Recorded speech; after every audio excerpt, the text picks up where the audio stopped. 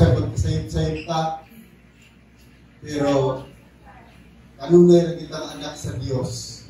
Amen. Kanunay na kitang imahal sa Ginoo. Pero ayaw po tugote nga kay anak man ka sa Ginoo magpakasalanan ng Diyos. That's another story. Amen. Amen.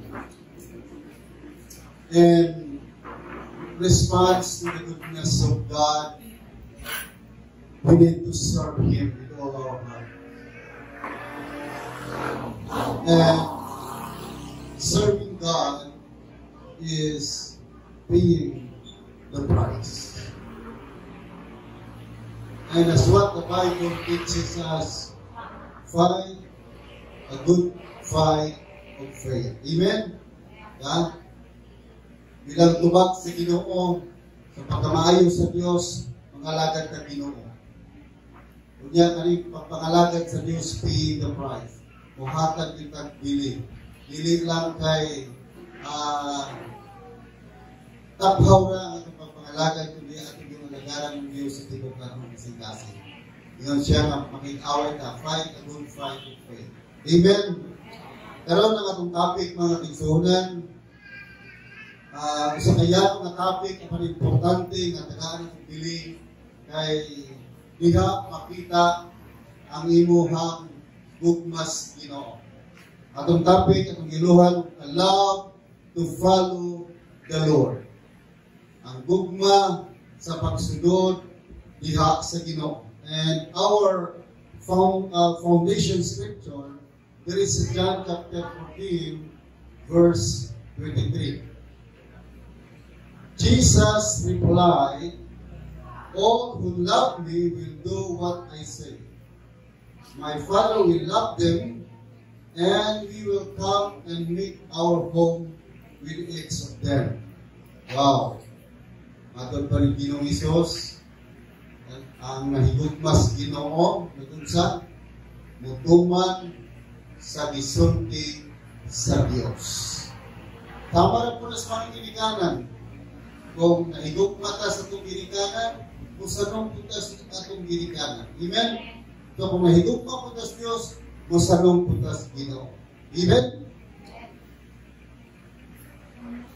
Sa dili patamo, padayon sa unahan, mag-ampok ka, Ginoo, salamat sa imong pulong. We thank you, Lord, for your word, and let your word become rhema to the heart of your people here. And continue to anoint your servant so that I can speak your word in accordance to your will, God.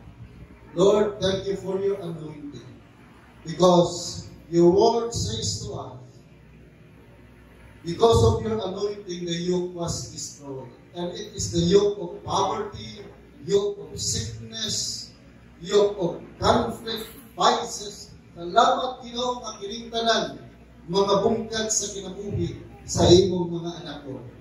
Salamat po Diyos sa ngalan ni Jesus. Amen. Amen. Praise the Lord. Ang gugma sa pagsudod sa Ginoo. Kung what yung kay gugma sa Ginoo, ganahan ko simpa. Amen. Do you agree with me? Amen. Tanawa bitaw lang sa kabataan na higugmas sa kawan. Sa kabinuha, bisan paglayo kay buntot, nagdaig-daig ng mga tikwe, diha, panaw sa gabiyon, mamisita siya, buhat tumagyo, tungod sa gugma. Amen. Kung wala tayo gugmang langit kon sa kasing-kasing, dilim yung kaganahan na musimpa. Because serving the Lord is paying the price. Amen. The word love is an abstract word that has an important meaning and implication. Ang pulong ko ba, sabi ng abstract word, padayon na nagpamiho. Nga na importanteng kahulugan o pag-aplikan sa atong kinabuhi. But the question is this way: how to show our love to God? How to show our love? Kung saan man nato papakita na love mo si Jesus. Sabi ng mga love niya si Jesus, wala po ang Ginoo. Walay basa-basa sa Word of God. Kama na ito, pag inong alam na ito si Jesus. Usahay, talagsa na ito si Kama na ito, pag inong alam na ito si Jesus. So how to show our love to God? Number one, prepare yourself to a deepest commitment to the goal of following God. Pangandam or andam naman ng kagalingon sa lalong na commitment, pagkumitar sa inyong ginawa sa tawag sa pagpangalaga at pagsunod sa atong buhi na Diyos. Matthew chapter 16, verse 24. Then Jesus said to his disciples, if any of you wants to be my follower, you must give up your own way, take up your cross, and follow me. Jesus ingon sa iyang mga disciples, kung ganahan mo musunod ka na ako, mahimok mo akong mga tinungan, i-give up ang imong kaugalingong pamaagi, pasarang imong cross o sunod nako. Diba? Bugat na nga punto. I-give up imong mga pamaagi, idea, imong design, para lang ka musunod sa Ginoo. Mga plano sa kinabuhi na conflict sa kabubuton sa Diyos, imong i-give up, mapasan ka sa imong cross, kada adlaw o musunod sa Ginoo. So, muna na ang una nga paagi sa pagpakita nato sa tugong ka sa Diyos, as a review, prepare yourself to a deepest commitment with the goal of following God. And the biggest enemy in following the Lord is ourselves. Because sometimes we prioritize our wants. Amen ba? Ang pinakadako na kaaway nato sa pagsunod sa Ginoo, hindi ra yung atong kaugalingon. Ginoo ba? Tungod kay usahay atong i-prioridad ang atong gusto. Hello? Are you with me? Are you listening? Ang pinakadako na kaaway nato sa pagpangalanan sa Diyos sa pagsunod sa Ginoo, ikaw. Nga naman, may usahay mo may prioritize na yung kagustuhan. Amen! May tao ba dyan?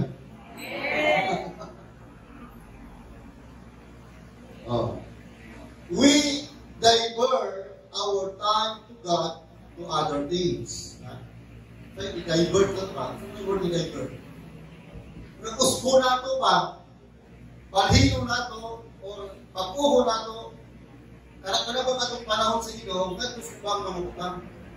Ang kanip para sa Ginoo, example, alas 4 sa kalagawon, dapat mo na yung prayer devotion. Makikistorya sa Ginoo. Pero sa i-divert na ito, nagto sa ubang mga utang o usahay, matulog na kita. Amen? Hello? Nakapamahaw ba ta? Mura magulay excitement sa siguro. Hingaw man ang payat. Following the Lord is a matter of choice and decision that comes from our heart.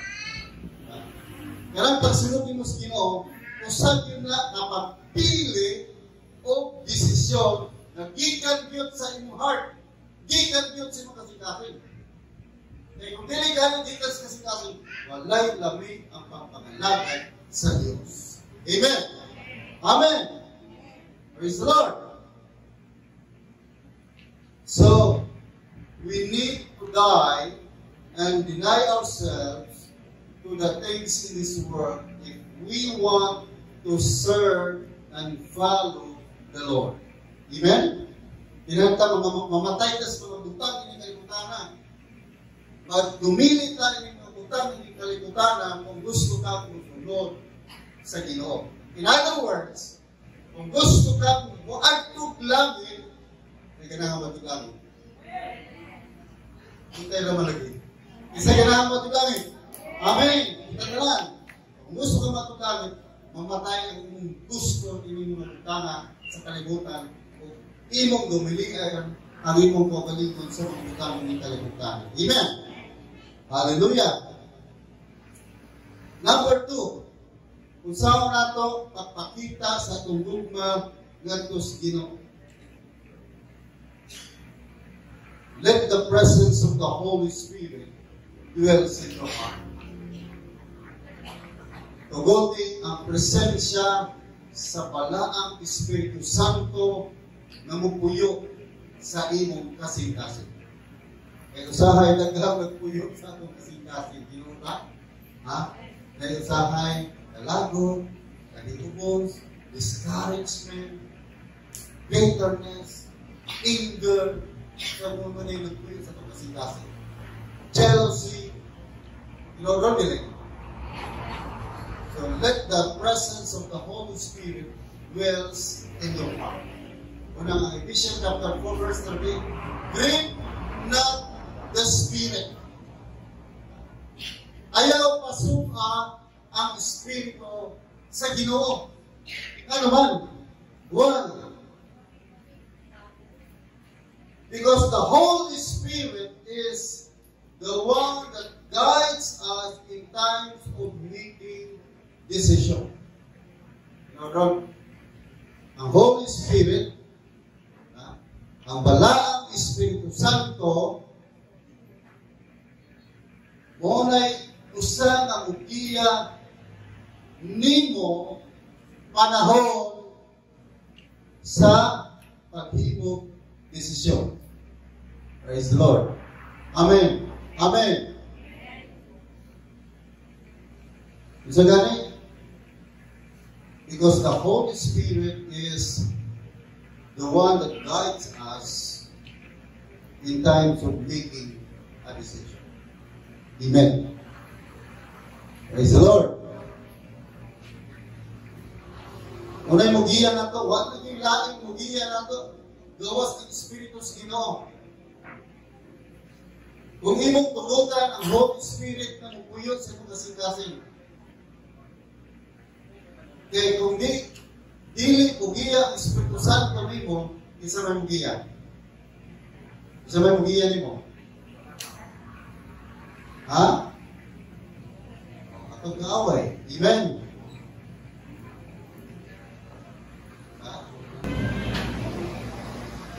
The Holy Spirit reminds us what is our obligation to the Lord. Amen. Ang balaang Espiritu Santo monay upahinumdum nimo sa imong obligasyon sa Ginoo. Kaya usahay makalimutan sa atong obligasyon sa Ginoo. Naman, because of business. Towards ka busy na to.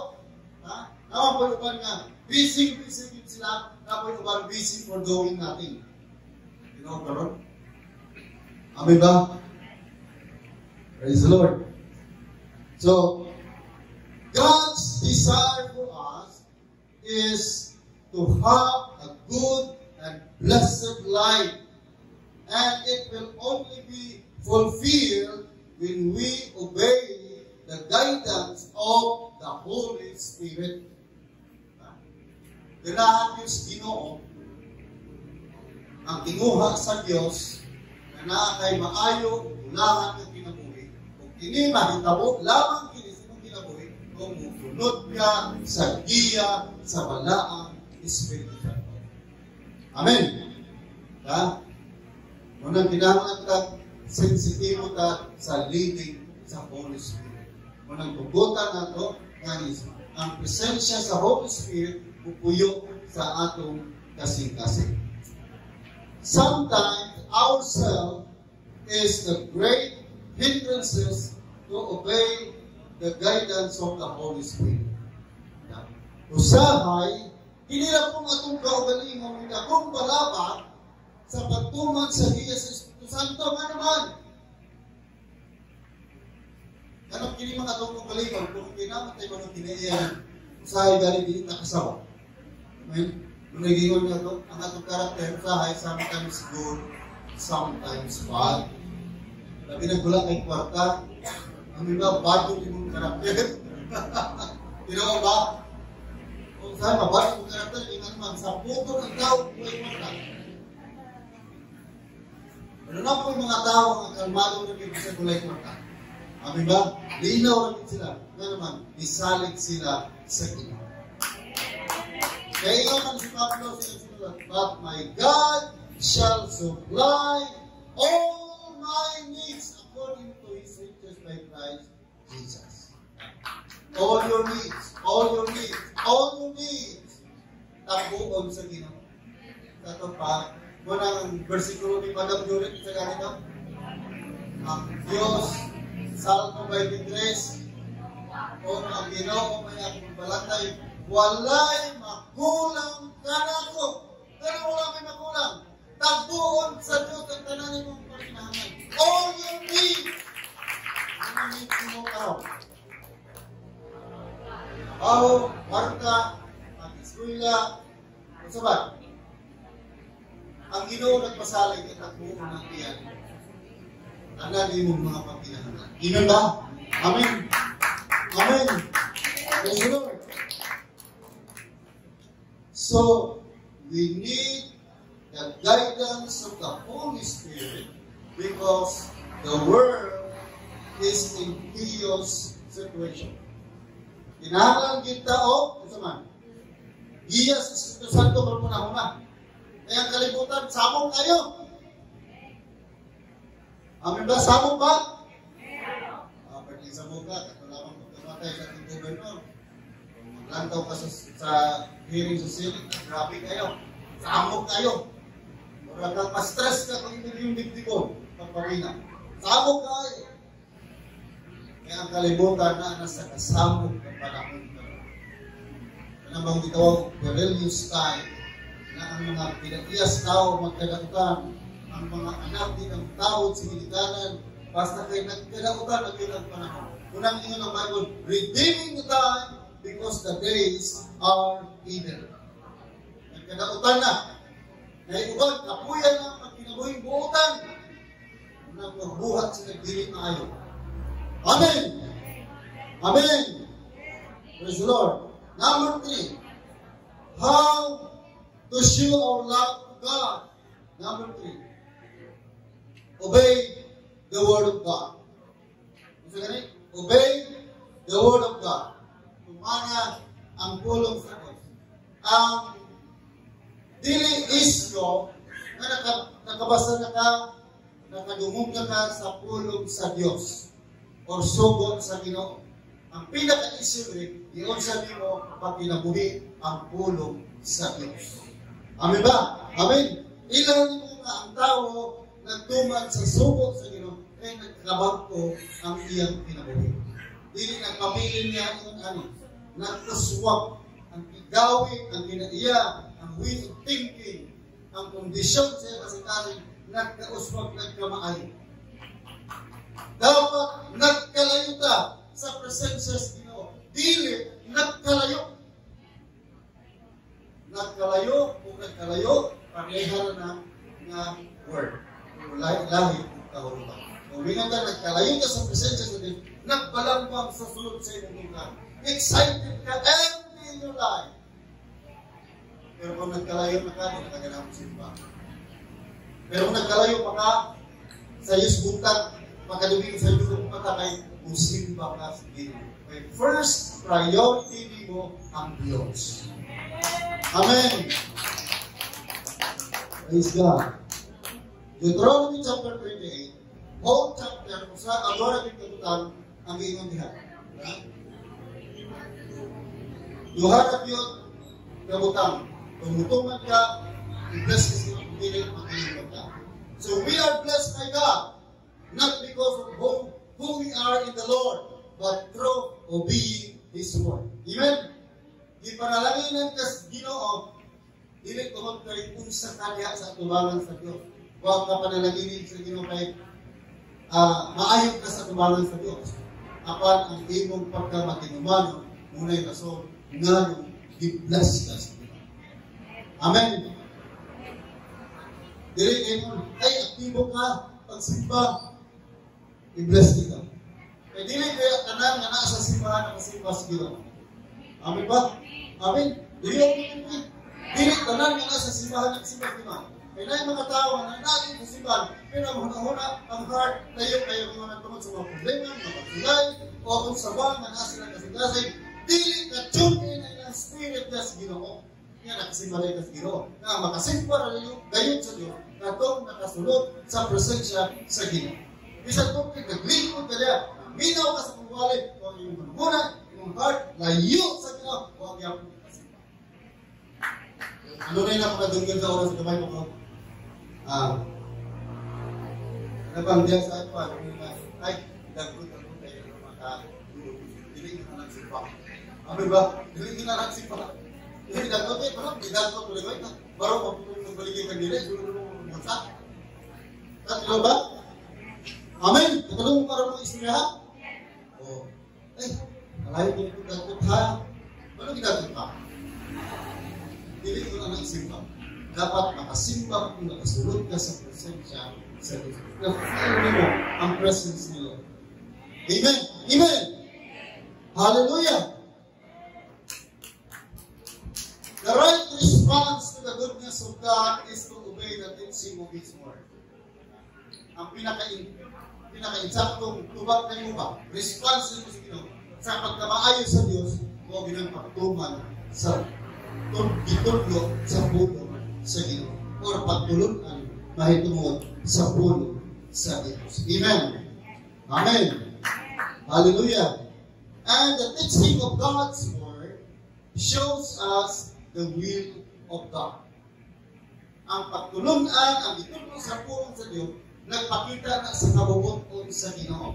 And the sweetest and the most secure life is a life lived in the center of God's will. Ang pinakatampis, pinakasigurado nga kinabuhi, kinaglakaw, sentro sa kabubuton sa Diyos. And living outside the perimeter of God's will is a dangerous way of living. Again, living outside the perimeter of God's will is a dangerous way of living. Ang pagkinabuhi, gawa sa perimeter sa kabubuton sa Diyos, delikado na ang klaseng pagkinabuhi na naman. I-ambos ito sa Satanas. Ang buong at araw ni Satanas, ano na yung nakatumong mo? Ang buong at araw ni Satanas, pilit ang literal na buong at araw. O sa ang buong at araw ni Satanas, pagkaon ka, kapufrihon, tagaon ka o kawalan-on, o malatian, conflict sa pamilya, o kung sa pang gugot na magsinatin, kulay buong ang araw ni Satanas. Tingnan ang Biblia, Satan is like a roaring lion seeking whom he may devour. Si Satanas, nagmulog sa leon, nakitagtok ko noon. Ang roar ni Satanas, ang roaring ni Satanas, dili, parehong leon yun na madumugan. Muror siya o balatian, cancer, panagbulag sa managtiayon, kapugrihong, balatian, kawalan ko, conflict, deceitful, kunay glory sa Diyos. Manang kinahanglan kita, paglakaw sentro sa kabubuton sa Diyos. Amen! Ang kinsang kabubuton na naglakaw ka rin. E dahil kayo kabubuton sa Ginoo, kabubuton ni Satanas, kabubuton mo, kabubuton sa itong girikan, kabubuton sa itong mga higala, ang kinsang kabubuton na naglakaw ka rin. I think you need to evaluate yourself or make a spiritual inventory of yourself. Kung kinsang kabubuton o kinsang kabubuton imong gituman karong mga kaigsunan. Amen! Hallelujah! So, how important is the Word of God in your personal life? Makatanay mo kagalingan. Kung saan na importante ang pulong sa Diyos sa inyong personal na ginagawa.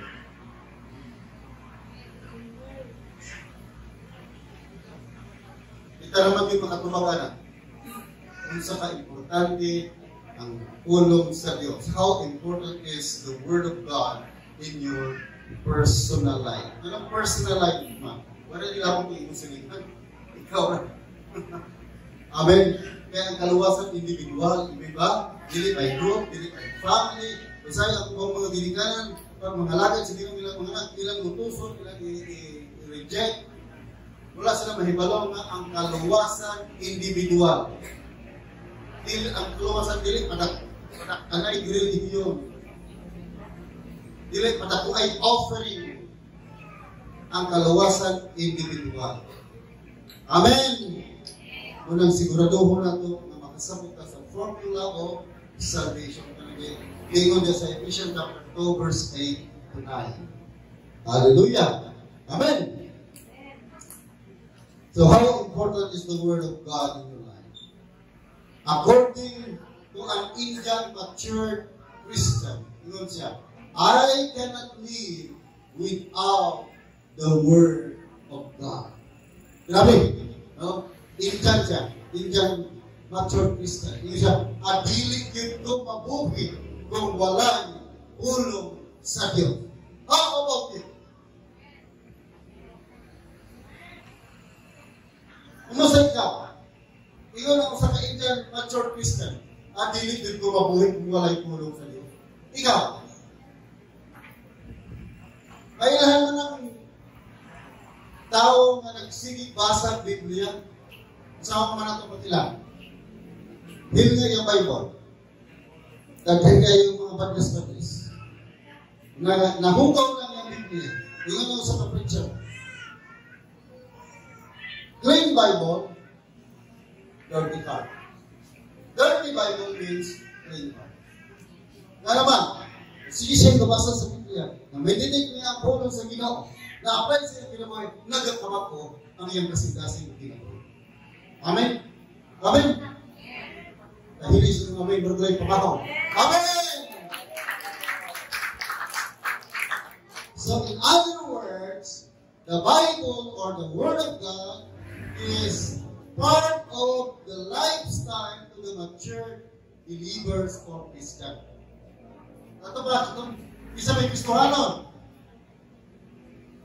Kita na lang? Kristohanon? So kung Kristohanon ka, ang Biblia, parte na na sa imong kinabuhi, sa imong sistema sa kinabuhi. Apil na na sa gawin imong lifestyle. Amen. Nga naman, because we are the living epistle. Ikaw ang buhay sinulat. O pasabot, ikaw ang Biblia, ito sa iyong silingan. Kaya yung silingan na rin na, kung basa na yung Biblia, kung nabasa ko na yung Biblia, kung wala ko sa Biblia, na tayo, kita ka niyang alam si Bible. Pero kung makita ang Biblia sa iyong kinabuhi, makabigin sila sa Ginoo. Maluwas din sila, malamig din sila, mapakto ang ilang kinabuhi. Nga naman, ikaw ang Biblia sa imong panimala. Amen. Ikaw ang Biblia sa imong silingan. Ang pangutana, nalabay na luwas sa imong kinabuhi. Nalabay na born again sa imong kinabuhi. O kasi kapandol. Ingon na ako, ganyan tabi. Kristohanon na naman yung wak ng Diyos. So, diba, nahihina ng mga tao? Hindi na ito maligaya. Kaya hindi rin ito mapahimuot ng mga tao. Pero ang pinaka-importante, manintawag ka, mamahimot kang living epistle. Aron, inibalik sa Diyos, take note, inibalik sa Ginoo, kuyog ka sa iyong ito. Mato ka sa langit. Ang langit, wala nang kamatayon, wala nang malatihan, wala nang problema, wala nang pagkabutan. Karnan na ayat is a perfect environment. Walang mga maritis dito. Salamat.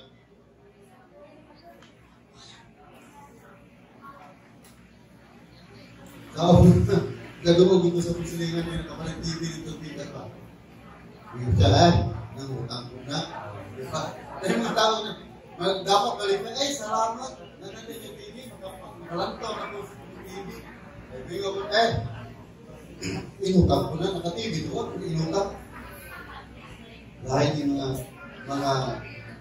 mga Kristohanon or Filipino crowd mentality. Kung ibubunin mo ng crowd sa basket, at sa kasunod hawiran po siya. dapat win-win principle ka. Kasi yung win-win principle. Malipay siya, malipay ka. Kung daog siya, daog ka. Amen na, ano yung win-win principle? Amen ba? Kung may ikuha sa ubang mga alam mo ng mga businessman, kaya ilang giatiman ilang mga trabahante mga maayo kaya sila mugingan siya po sila sa ilang mga trabahante. Win-win principle. Dili lose win. Bahala ng trabahante nga, basta ako ginansya kong agawin. Diba? Amen ba? Hallelujah. So, our way of living is the result of what we learn from the Word of God.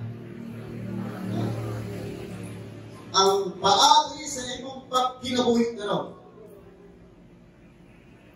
o ay resulta sa imong nakatunan sa Biblia. Amen!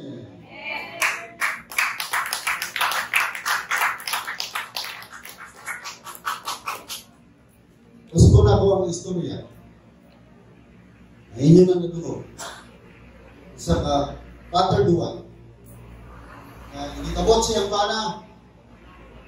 Ay hubog, masampalungan, masigaran, buhaton sa asawa, trapuhan, nagbakaran ng nawong, buang media, sapatos, timplahan kape. Pero nasampalungan na siya. Nang hinambog one time ang iyong pana, tala kita sa tumang balay, kaya ito ang asawa, maayo kayo. Mabutalong agad tayo. Tok-tok kay nakatulog indaw ng asawa. Kaya nasubo ang bala, mag-abrik, sampalong kayo.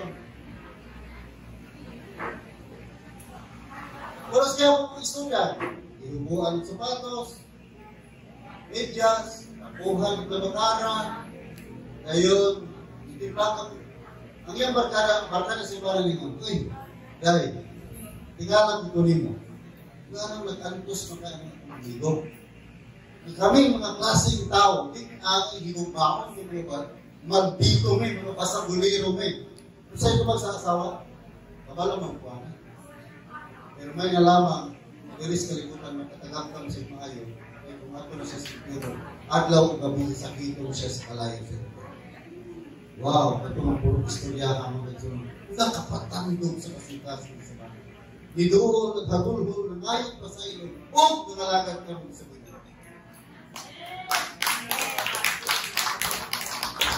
Dahil resulta na sa iyang nakatunan sa Biblia. Yan, ano ba resulta yung nabasahan, nadunggan? Amen ba? Nanay ko tikso. Amen? Blessing matas mong pamilya, sa imong mga anak, o ikaw anak, blessing matas mong imong ginikalan, sa imong itsuot, na mo ba kung channel of blessing? Amen! Kung hindi na mahimong channel of blessing, wala ko sa itong pangalan. Hindi sa ayos. Wala hinong kayo naman. Tulong mo kasi kayo. Kaya wala man ka mapakot sa iyo. Amen! Praise the Lord. Hey, ang mo. We cannot apply the Word of God without understanding His Word. Dapat makasabot ko sa Bible. E dili na ito ma-apply ang pulong sa Diyos kung wala kayo makasabot sa Biblia. Amen? Ano ba? Dapat makasabta nito ang pulong sa Diyos. Kaya daghan kayo mga tao na naulahi, apa nauna? Ano? Naulahi. Nauna. Kanya na yung nag-una, naulahi. Diba? Ano ba? Una silang nangalakad sa Ginoo, pero ulahi silang gigamit sa Diyos. Na ako'y ulahi, pero gigamit na sa Ginoo. Ano ba? Napagdalik. Amen ba? Nabago. Nausap. Ay changes. Kailang ginagawa. Unang, dapat buhat ang spiritual inventory sa atong pagalingon na naman kay doon na bubalik ang buong Jesus Christ is coming very soon. Hapit ng mubalik. Ingon ang Biblia, ang pagbalik sa inyong samang kawatan. Ang kawatan, hindi anangkin kung mangawat siya. Dili namin yung wagi ko kalumong kawatan na. Pagpantay ni mangawat kung naglawa, kung nabigo na. Wala! Buhat ko rin kalit.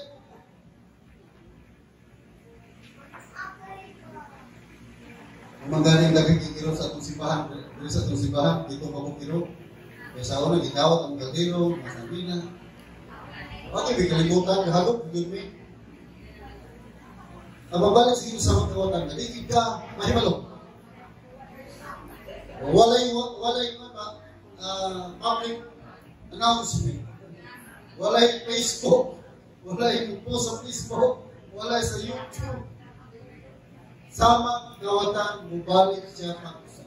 Jesus Christ is coming very soon. But the question is this way. Are you ready to go with Him? Muna itong malantaya. Number 2, itong malantaya. Galing kamatay. Galing kamatay, mapalit ka kabuk. Mawala na ito gampa. Tama itong musilingan, istorya pa naman sa tubangan. Kanya, pagka buntag namatay, iuga din ako manubang niya, pinakawarin ng gusto. Tawag kawatan, ang pagka mamatay ka karon, sigurado ba ang imong padulong langit o impyerno? Okay, Kristo. It is a very serious question. It is a very personal question na kung mamatay ka karon, malangit ka. Because every person is destined to die, whether we like it or not. Ang tanang tao, nakadistino ng mamatay. Wala na, nagdipindi sa edad. Kaya kung ato nagsimbahan, interior, ay kamay banyo, ay dakong banyo, ay dakong kayo sa ato na, ang kamatayon, walay, irrespectable. That is no respecter of God. Amen? Amen? Pamalandong ka na ito na. May duha, kabutang ang atong bantayan. Pagbalik sa Ginoo, makubanmakan, ang kamatayon mo, malangit mo. Ingon man si Pablo, kung gustuhan ka, mabuhi, mamatay, iya ka sa Ginoo. Amen. Anindot daw. Salamat, Lord, sa iyong pagkamaayon. God, you said in your word that whatsoever we bind on earth shall be bound in heaven. And whatsoever we lose on earth shall be lost in heaven. Lord, as your servant, I declare blessing over their life right now. Blessing upon blessing, prosperity, protection, satisfaction in your life, Lord. Akong gideklarar silang Pinoy sa ngalan ni Jesus. And allow them, Lord God, to experience the open heaven. Kaya silang pag-eskwela, silang trabaho, silang personal na kinabuhi, makasin natin silang open heaven, Lord God. In the name of Jesus. In the name of Jesus. Lord, akong hirap po na ikaw ang panalangin sa mga sa karoon ng naminaw sa mundo. Tumagal ng pagkama. Panalanginin nilang pagkama. Kami lang tinabuhi. Namulakaw sila, ugawa sa ilang panimalayong pusunod, ilalang sa ilang protection. Let your wall and fire protection of God maana sa ilang tinabuhi. Sa ngalan ni Jesus, kami nag-aamin. Amen. Amen.